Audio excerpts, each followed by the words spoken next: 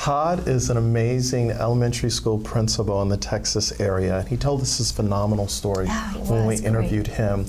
He was trying all the traditional ways to get parents involved in the school, and they were not coming to the school, so he decided, he and his team, to take the school to them. So they went to an apartment complex where many of the students, their parents lived, and they got the high school students involved, and they decided to put out barbecue grills and to start grilling hot dogs, and they gave it to the community. And one of the things he told his staff people is that, I want you to put on shorts, t-shirts, and flip-flops. We need to blend in. And so, as you can imagine, on a weekend, people are like, what's going on? What's the agenda? Are you trying to get me to read more to my kid? Are you trying to get me more involved to show up? And he says, no, we're just here to love on you and to let you know we care.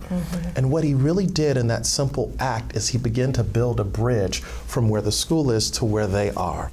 So, you know, there was a song years ago, Taking It to the Streets. I mean, he like took it to the streets, right? But I think the other interesting learning from that is many of his teachers who had heard about poverty, had read about poverty, but had never been exposed to poverty, all of a sudden they began to understand that when a child showed up in their classroom and perhaps that child was a little sleepy or their homework wasn't done, it's because when they went out into the community, they began to understand that here's a child who's living in a 2-bedroom apartment with 7 people, and they're probably sleeping on the floor, and it puts a different lens to understand that we have to be empathetic when we're talking about children. And I think what we so love about the story, and this was the big epiphany for us, is that relationships and collaborative brilliance is not about a hand out, it's about a hand up. That's right, that's right. What Todd did was he was very creative. When the people didn't come to the typical things, he said, how can we reach them? How can we go beyond the norm? So often we in schools say, oh, you know, we have these parent-teacher conferences and nobody shows up. These parents don't care. So instead he said, these parents do care. I know they care. So how can we reach them? How can we connect with them? He listened loudly, just like Sandy did. And then he got his staff there, and it opened their eyes, not to let kids get away with not doing work, but help them see that the work maybe had to be done differently. Maybe there wasn't a place to do homework. So how do they get more time? How do they get the kids more practice that they need? And they became very creative. And I think the last point I want to make about this is that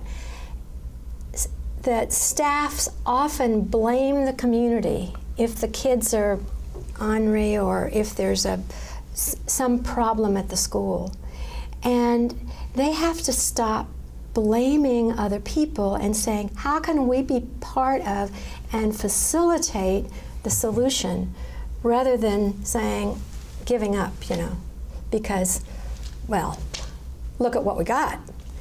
Todd does a wonderful job of really helping his staff look differently and really understand the community and get involved and connect with them. Yeah, I think when people read Releasing Leadership Brilliance and they read Todd's story, they're going to understand that if he could do it, I can do it. That's exactly right. Because it wasn't big things. It was just little things. But it was thinking outside the box in ways to connect to the community. And you need more than just the staff. You've got to reach out to the parents and to the businesses, which he did. Yes. You've got to connect to the whole community. And then when you've got a neighborhood that is a tough neighborhood, you have other people who are there to support them. What we really want people to take away from this whole piece of relationships and collaborative brilliance is that a little becomes a lot over a long period of time. Oh, that's good. It doesn't take much, but what can you do, and how do you step back and say, are we going to complain about the problem, or are we going to create a solution that is sustainable long term?